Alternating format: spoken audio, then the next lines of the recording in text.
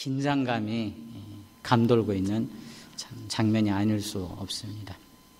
인생을 살아가면서 여러 가지 많은 난제들을 만나게 되는데, 특별히 사람들의 반대나 대적들을 만나게 되는 일을 겪으신 분도 있고, 그런 것들을 안 겪고 지금까지 살아오신 분들도 있을 것입니다.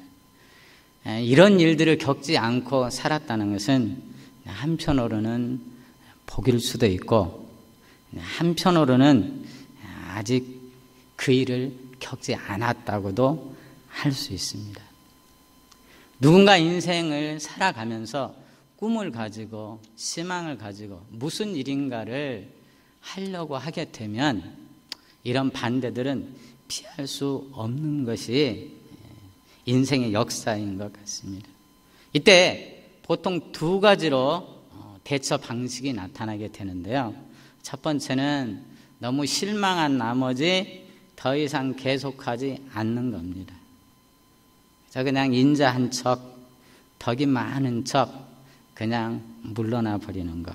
사람들은 참 좋은 사람이라고, 법 없이도 살 사람이라고 칭찬받을 수는 있습니다. 그러나 아무것도 이룬 것이 없이 그냥 평범하게 가는 인생일 수도 있습니다. 이것 자체가 복되지 않다는 것은 아닙니다. 그러나 무슨 일인가를 계획적으로 난관을 긋고 가면서 해내려고 하면 그런 일들은 반드시 겪게 된다는 겁니다. 이런 걸 애써 피하는 사람들에게는 그런 일 없이 그냥 넘어갈 수도 있습니다. 그렇게 피하는 방식이 하나 있고, 두 번째 방식은 그 사람 등 뒤에다 대고 저주를 원없이 해대고, 그냥 분노도 원없이 퍼부숴대고 그냥 맞받아서 같이 싸우는 겁니다. 다가 이기면 잠깐은 웃을지 모르지만, 그렇게 해서 이제 이기고 나면 또 다른 후회들이 밀려 들어오는 것이 두 번째 방식입니다. 만약에 지게 되면 진 대로 또 분통이 터져서 어쩔 수 없는 거. 이렇게 그냥 피해가는 거나 아니면 맞받아치는 거나 같이 퍼부어대거나, 이 두 방법이 보편적인 세상의 두 가지의 방법입니다. 오늘 느헤미야는 조금 달랐습니다. 느헤미야만 다른 게 아니라 성경에 나와 있는 수많은 리더들, 수많은 지도자들은 그 대처 방식에 있어서 많이 참 달랐습니다. 느헤미야처럼 위대한 큰 꿈을 꾸지 않으셔도 좋습니다. 그러나 내 가정에서 우리 자녀들에게 예배드리는 습관 하나는 가르쳐 줘야 되겠다든지, 가정 예배는 한번 이렇게 정착시켜 봐야 되겠다든지, 우리 촌에서 이 무엇을 해봐야 되겠다든지에 대한 작은 꿈이라도 그것에 대한 비전을 갖고 기도하고 준비하고 그것을 함께 더불어 해나가려고 하면 피할 수 없이 부딪히게 되는 이런 반대들을 겪게 돼 있습니다. 이것저것 없이 그냥 사시는 분들은 없습니다. 그러면 느헤미야가 하는 이 일이 왜 반대에 봉착하게 됐나 먼저 살펴봐야 되는데요. 여기 산발랏하고 도비야가 반대 두 주동 인물인데요. 산발랏은 사마리아 지역을 다스리는 사람이고, 이 도비야는 암몬 지역을 다스리는 사람이었습니다.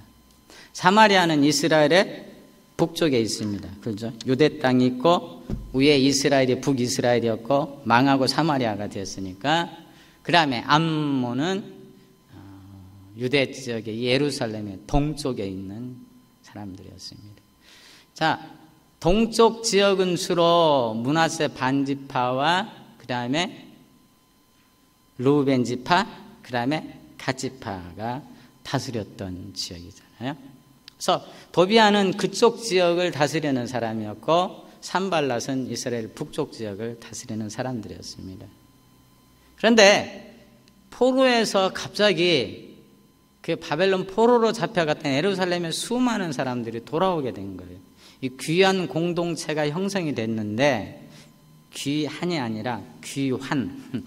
귀한 공동체죠. 귀한 공동체가 형성이 됐는데 이들이 지금 성전을 지었고 성벽마저 완성해서 예루살렘을 중심으로 해서 예배를 대대적으로 드리기 시작하고 이들이 어때요? 하나님 앞에서 하나의 공동체를 갖게 된다면 이게 얼마나 엄청난 힘을 행사하게 될 것인지 산발렛의 눈에 보였고 도비아의 눈에 보였습니다. 이렇게 되면 사마리아의 통치자인 산발렛의 영향력은 많이 약화되어지게 되고 그 다음에 예루살렘 동쪽을 다스리던 암논 지역의 그 도비아의 영향력도 많이 약해지게 되어 있습니다. 근데 그 귀한 공동체가 와서 성벽을 건축하리라고는 믿어지지 않았습니다. 설마 했어요. 그냥 저렇게 하다가 말 줄 알았어요. 근데 문제는 성공적으로 일이 진행되는 거예요. 변화하는 것이 눈에 보이는 거예요.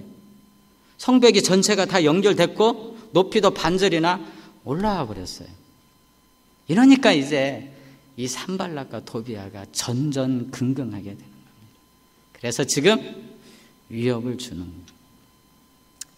비난이 있다는 것은, 반대가 있다는 것은, 대적들이 나타난다는 것은 내가 일이 지금 잘 되고 있다는 얘기입니다. 내가 계획하는 일이 그냥 주변에서 설마 뭐 저러다 말겠지 했는데 주저앉으면요 건들 필요 없습니다. 왜 괜히 건들겠습니까? 반대가 있다. 뭔가 좀 삐득삐득하는 게 있다는 것은, 삐걱삐걱하는 게 있다는 것은 일이 지금 되고 있다는 거예요. 되고. 만약에 그것이 제대로 돼버리면 자기들에게 위협이 되는 거예요. 자기들. 입지가 축소되는 거예요. 일주일에 한 번씩 가정예배 드리자. 매일 큐티한 것 115 묵상 한번 나누자 하면 아침에 일찍 일어나야죠. 화장하는 시간 뺏겨야 되죠. 그 다음에 어떻게 해요? 아침에 일어나서 어때요? 학교 가는데 여러 가지 제약이 있죠. 저녁에 어때요? 그날은 꼭 일찍 들어와야 되죠. 아무튼 뭔가 자기의 어때요? 생활 자체에 변화가 있어지게 되고 자유롭지 않게 되는 일들이 있어지는 거예요. 위협적인 일이 되거나 자신의 입지가 축소되거나 아니면 남이 해서 그럴 수도 있어요. 가족끼리야 그렇지만 시기심 때문에 저거 내가 하고 싶었는데 저쪽에서 먼저 하니까 그냥 그게 싫은 거예요. 아니면 그 모든 일들을 하는 것이 뒷전에 어슬렁어슬렁거리고 있었는데 밑에 있는 사람들하고 그냥 어울리는 사이 해버리니까 내가 소유되는 일 때문에 그럴 수도 있고 또 저놈이 무슨 꿍꿍이 속을 꾸고 있는 거 아닌가 하는 이런 의심이 들게 되거나 아니면 심지어는 내가 하는 방식과 다르기 때문에 그렇지. 내가 하는 방식과 다르기 때문에 내가 옛날에 했던 방식과는 전혀 새롭게 하는 것 때문에 나에게 익숙하지 않고 시기심도 있고 위협이 되고 자신의 입지가 축소가 되지고 또 나 중심으로 하지 않고 저 사람 중심으로 하는 것 때문일 수도 있고 아무튼 여러 가지 시기와 반대와 이것 때문에 비난의 소리들이 닥쳐올 수 있습니다. 그것은 일이 되기 때문에 그래요. 일이 되기 때문에. 그러니까 비난이 있다. 반대자가 생겼다는 건 이제 되고 있는 거예요. 되고. 그러니까 이거 되고 있다는 것은 박수를 칠 일이죠. 주저앉을 일이 아니에요. 그래서 이제 반대가 있죠. 첫 번째 반대한 방법은 조롱하는 것입니다. 비웃고 조롱하고 조소하는 것. 일종의 심리전이라고 하는데요. 여기 나와 있는 데라면 미약한 유대 사람들이 뭐 할 수 있겠느냐 하는 거예요. 왜? 예루살렘이 초토화되고 저 예루살렘 사람들은 남겨놔서는 안 된다고 생각하고 싹 쓸어갔거든요. 지독했거든요. 예루살렘의 반대 그 항전이 너무너무 지독해가지고 이 바벨론 사람들도 학을 띄었어요. 그래서 저 예루살렘은 놓아두면 안 된다 그래요. 사마리아 성 무너지는 거하고는 달랐어요. 그래갖고 돌아온 포로들인데 저 미약해진 유대 사람들이 뭐 할 수 있겠느냐. 니네를 좀 봐라 이겁니다. 니네를. 두 번째, 스스로 경고해질래나. 나 앉아 있으면 그냥 심 절로 나고 손에 그냥 심이 불쑥불쑥 이 시작하면 생기는 니네는 뭐 소모즈나 원더우먼처럼 되느냐 이거예요. 너도 똑같이 밥 세 끼 먹고 우리하고 똑같은 사람인데 네 스스로 뭐 할 수 있겠느냐. 제사를 드리려는가. 이게 이렇게 바꾸면 참 쉽습니다. 기도하면 된다냐 하는 얘기입니다. 하나님께 열심히 기도하면 돌들이 벌떡벌떡 일어나서 그냥 성이 싸진다냐. 야, 제사만 드리고 그러면 그냥 자동으로 막 군사들이 일어나가지고 성을 싸준다냐. 제사를 드리려는 거야. 야, 그거 하루만 내 끝낼 일이냐. 네가 하고 있는 일 얼마나 큰 일이고 얼마나 엄청난 일인지 생각하느냐는 거예요. 국민학교를 졸업했는데 그것도 계산이 안 되냐 이겁니다. 그 숫자 가지고 그 연약함 가지고 이 엄청난 일들을 한다고 하는 것이 초등학생도 아니고 이게 가당한 일이냐 하는 겁니다. 니네들이 할 수 있었으면 이미 70년 전 80년 전에 다 이루어질 일이지 이게 될 일이냐 하는 것입니다. 불탄하기 살아나겠느냐. 한다고 해도 여우가 올라가겠다. 각종 비난과 조롱이 이렇게 되면은요, 그들의 조롱 속에는 사실들이 적어도 50%는 있게 되어 있습니다. 약하죠? 맞습니다. 하루아침에 끝날 일 아닙니다. 기도한다고 절로 될 일도 아니에요. 불타는 다시 일어날 일도 없습니다. 그래서 자꾸 부정적인 것이 그 마음을 사로잡게 되면 심리적으로 위축되어지고요. 일하는 손에 힘이 빠지고 허탈해지고 공사는 진행이 안 되고 그러다가 스스로 주저앉고 사기는 자꾸 떨어지게 돼 있습니다. 여기에 대해서요, 느헤미야가 대처하는 방법이 기막혀서 보복하려 하거나 맞받아쳐서 조롱하려고 하지 않았어요. 조롱할 만했습니다. 니나 잘해라 니나. 너는 얼마나 그러면 강하냐. 왕국의 변두리 사마리아 지역이나 그 광야 같이 생긴 아람 지역 다스리는 주대에 네 일이나 힘써라. 네 일이나. 니네 동네 일이나 힘쓰지 왜 여기 이 동네에 대해서 그렇게 가타부타 말이 많느냐는 꼴값이나 하라는 거.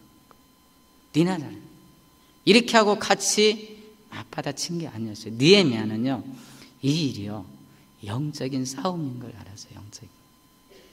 분명히 1장부터 3장까지 올 때가 아니 1장 2장 볼 때 이게 하나님의 뜻인 줄 알았어요. 약속의 때가 이미 도래했고 그 약속의 흔적은 성적 건축을 통해서 어때요? 이미 이루어지고 있는 것을 봤어요.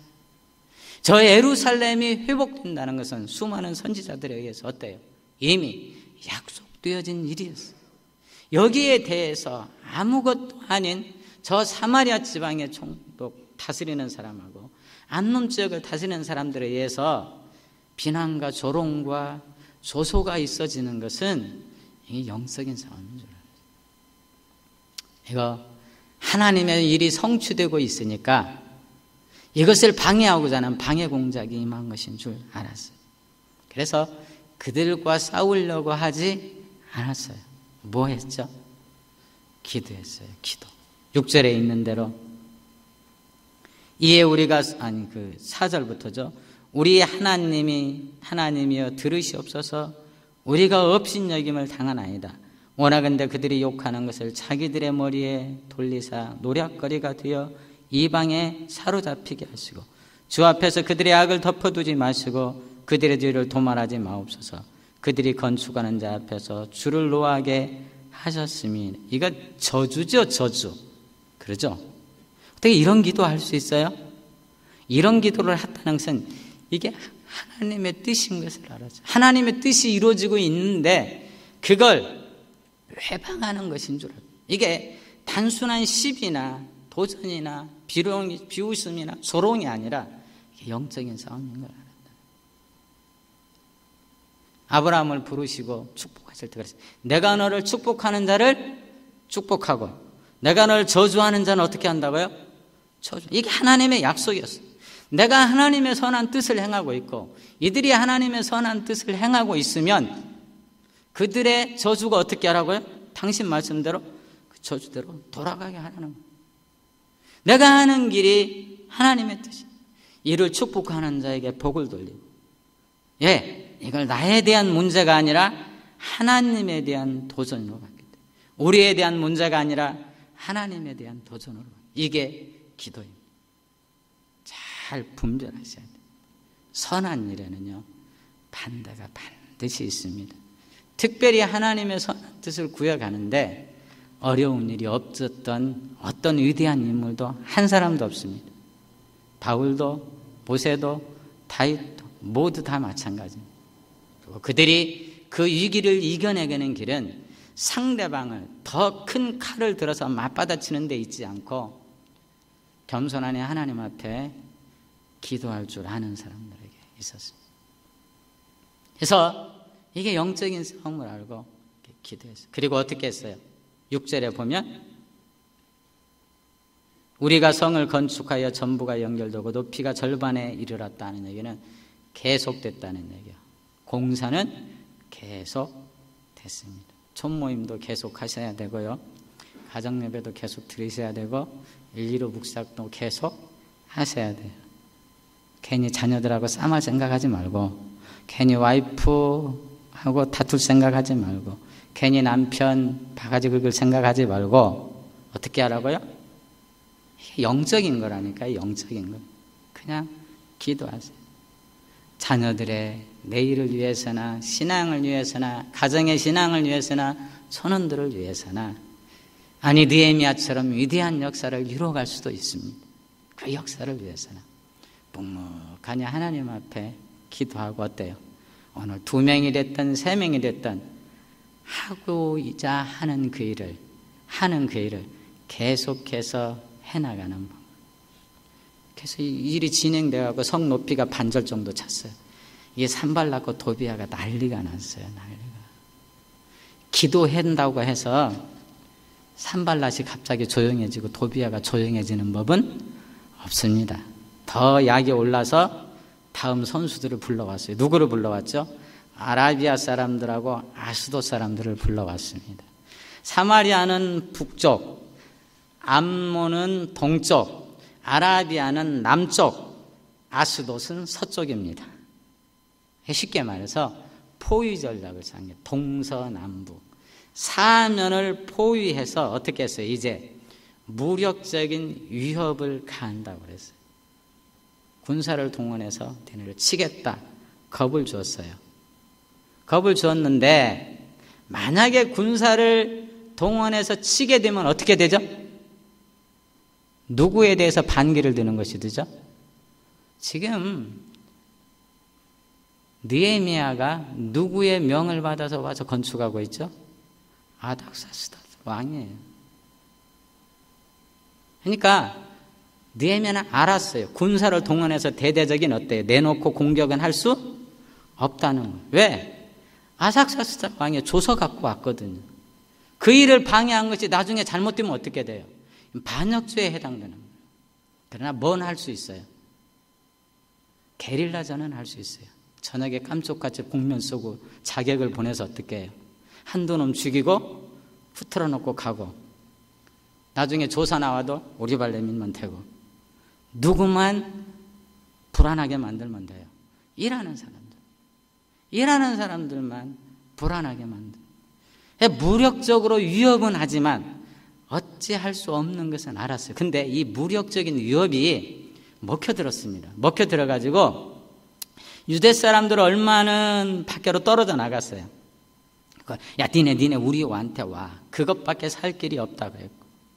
일하는 사람들은 할 일이 태산 같은데 힘이 붙이기 시작했어요. 이러면서 큰 위기가 찾아들었습니다. 여기에 대해서 느헤미야의 다음 대처 방법은 지속적으로 기도하는 거예요.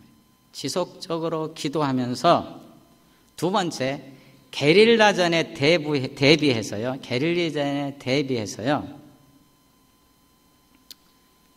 뭘 하는 거니? 무장을 시키고 반절은 일하게 하고 반절은 파수하는 형태를 취하게 돼요. 첫째, 지속적으로 기도하고 게릴라전에 대비해서 무장을 시키고, 그 다음에 기습 공격이 있을 때 일사불란하게 움직일 수 있도록 봉헌 체제를 만들어내서, 그게 나팔이었어요. 나팔. 그 다음에 가장 중요한 거 17절 어떻게 되죠? 성을 건축하는 자와 짐을 나누는 자는 다 각각 한 손에 일을 하며 한 손에는 병기를 잡더라. 뭐는 쉬지 않았어요. 건축하는 일은 쉬지 않았어요. 일은 쉬지 않아요. 여기 왜? 지금 포커스는 이 사람들이 겁먹는 데 있지 않고 건축하는 일을 중단시키는 데 있는 거예요. 그러니까 건축하는 것이 중단되어지는 것은 저들의 뜻이 이루어지는 거예요. 그래서 건축하는 일은 절대 쉬지 않게 했습니다. 그리고 나서 14절 보겠습니다. 14절. 내가 돌아본 후에 일어나서 귀족들과 민장들과 남은 백성들에게 말하기를 너희는 그들을 두려워하지 말고 지극히 크시고 두려우신 주를 어떻게 하라고요? 기억하고 형제와 자녀와 아내와 집을 위해서 어떻게 하라고요? 싸우라. 그러니까 한참 어때요? 다운되어진 사기를요 다시 북돋워 일으켜 세우시고, 그들이 누구를 위해서 무슨 일을 하는가를 새롭게 다시 한번 고치시키시고, 이 역사가 우리를 위해서 한 것이 아니라 하나님을 위해서 하는 일이기에 그 크신 하나님이 이룰 것인가를 어때요? 다시 한번 확신시키시고, 그 하나님을 위하는 그 길이 곧 누구를 위하는 길이다? 나와 우리의 후손들과 우리의 자녀를 위하는 길이다. 이렇게 해서 예루살렘이 회복되어져요. 하나님의 약속하신 그때가 이루어지는 거 아니냐고, 그 백성들을 새롭게 다시 한번 사기를 복돋워 놓고 그 다음에 자신들의 정체성을 회복시키는 작업을 계속했습니다. 그리고 멈추지 않은 것이 하나 더 있습니다. 18절. 건축하는 자가 각각 허리에 칼을 차고 건축하며 나팔을 부는 자는 내 곁에 섰으니라.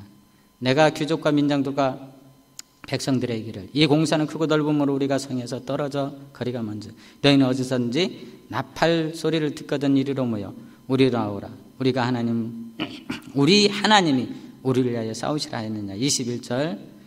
우리가 이같이 공사하는데 무리의 절반은 동틀 때부터 별이 나기까지 창을 잡았으며, 또 그때 내가 또 백성에게 말하기를 사람마다 그 종자 함께 예루살렘에서 잘지니 밤에는 우리를 위하여 파수하겠고 낮에는 일하리라.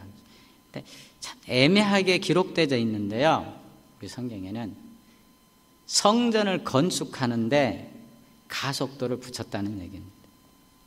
밤낮으로 파수하면서 일하게 했어요. 계속해서 일을 쉬지 않고 하는 것뿐만 아니라 보초는 파수꾼은 파수꾼대로 붙여놓고 전시체제를 항상 가동하면서 밤낮으로 일했어요. 이게 느헤미야. 마지막 23절 같이 한번 읽어보겠습니다. 나나 내 형제들이나 내 종자들이나 나를 따라 파수하는 사람들이나 우리가 다 우리의 옷을 벗지 아니하며 물을 기르러 갈 때에도 각각 병기를 잡았다. 이게 느헤미야 자신과 자신의 가족들과 자신의 형제들과 자신의 종자들과 자기에 속한 모든 사람들이 어떻게 했다는 거예요? 솔선수범했다는 거예요. 솔선수범했다. 왜? 이것이 하나님이 자신에게 주신 소명이고 이 시대에 반드시 이루어야 될 일이라고 믿어졌기 때문입니다. 이것이 하나님의 언약이 성취되지는 길이고 하나님의 선한 뜻이 이루어지는 것이라고 믿었기 때문에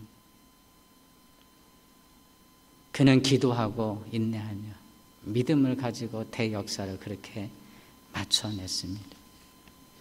역사가 이루어지면 반대는 있기 마련입니다. 그것이 조롱이 됐던 위협이 됐던, 조롱은 조롱대로 이것이 영적인 싸움이구나 하고 하나님 앞에 무릎 꿇을 줄 알아야 되고, 위협이 오고 어떤 실제적인 행동이 취해질 상황이 되면 거기에 대한 대비책을 세우면서 꾸준히 하나님 앞에 기도하고 그분을 믿고 대역사를 쉬지 않고 달려가는 그를 통해서 하나님은 지금까지 당신의 역사를 이루어오셨습니다. 말씀을 마쳤으면 합니다. 인생을 살아가면서요, 피할 수 없는 숙명처럼 주어지는 소명이 때로는 있습니다. 그것이 가정에 대한 것이 됐든, 가족들의 것이 됐든, 교회에 대한 것이 됐든, 사업이나 국가적인 일이 된 것이 됐든, 큰 것이 됐든, 작은 것이 됐든, 내게 자그마한 소명이라고 느껴지고, 이것이 하나님의 선한 뜻이라고 느껴지면, 느헤미야처럼 철저히 준비하시고 그 길을 헤쳐나가십시오. 하나씩 둘씩 그 역사들이 나타나기 시작하고 기도응답의 역사가 보여지기 시작하면 반대는 있습니다. 비난도 있습니다. 조롱도 있습니다. 그러나 그것은 피할 것이 아니라 더 하나님 앞에 겸손히 나가서 기도해야 될 일이고, 크신 하나님 그분을 붙들고 묵묵하니 달려나가야 될 사인입니다. 하나님 안에서 위대한 꿈들을 꾸시고 그 꿈을 쫓아 아름답게 기도하고 인내하며 믿음을 가지고 귀한 하나님이 주신 소명의 역사를 감당해내는 성도님들 되시기를 주의 이름으로 축원합니다. 기도드리겠습니다. 하나님 아버지 감사합니다. 느헤미야가 이루어가는 역사만큼이나 큰 역사는 아니다 할지라도 우리에게 주어진 작은 소명, 어렵다고 힘들다고 놓고 뒤돌아서 버리는 것이 아니라 오늘 또 하나님이 주신 은혜를 따라 하나님 묵묵하니 주님 앞에 기도하며 참으로 뜨거운 가슴으로 주님 앞에 울부짖고 기도하며 준비하고 주님 믿고 의지하며 귀한 역사를 늘 감당해내는 우리 성도님들 되도록 은혜 베풀어 주옵소서. 위축되지 않게 하여 주옵소서. 왜소해지지 않게 하여 주시옵소서. 의기소침하지 않게 하여 주옵소서. 두렵고 떨림 속에 해야 될 마땅한 일을 포기해버리는 안타까운 일 없도록 은혜를 다하여 주옵소서. 우리 교회에게 주어진 귀한 사명도 주님 주시니 고맙고 감사합니다. 능히 감당할 수 있도록 힘주시고 기도의 일꾼들을 주님께서 세워주시기를 원하고 헌신된 일꾼들을 세워주시기를 원하고 함께 더불어 기도하며 열심을 내서 헌신하고 충성하는 가운데 주님의 선한 뜻 이루어가는 복된 교회 되게 하여 주옵소서. 존귀하신 예수님의 이름으로 기도하옵나이다.